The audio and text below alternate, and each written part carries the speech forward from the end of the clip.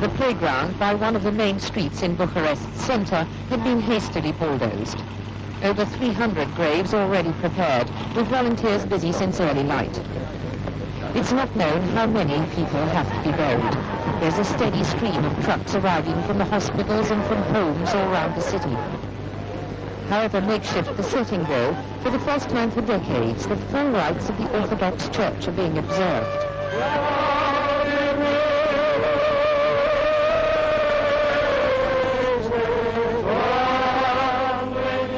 The elderly caretaker of a block of flats shot while helping an injured tenant.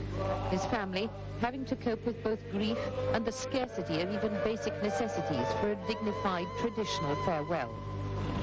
Cake, fruit and wine, candles and flowers, meager supplies surrendered for the final journey.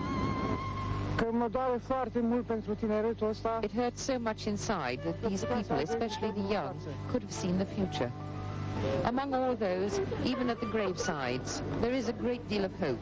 They wish to believe that the future must be better.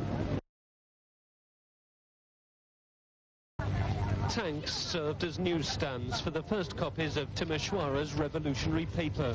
It carried the sentences of execution, and few here would have seen the Ceausescus spared. I think it's right because they killed many people.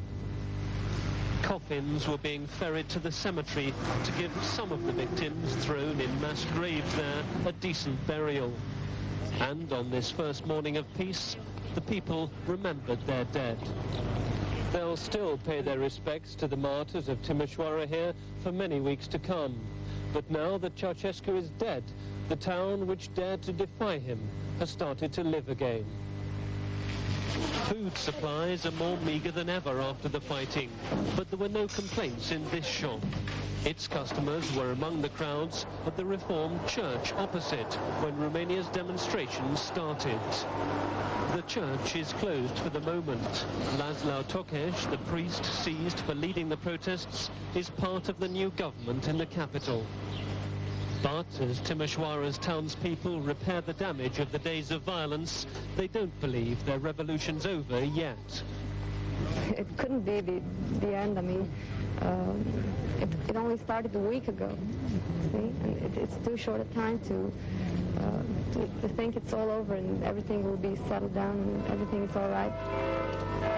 The town's new administrators held their first post-revolutionary meeting this afternoon.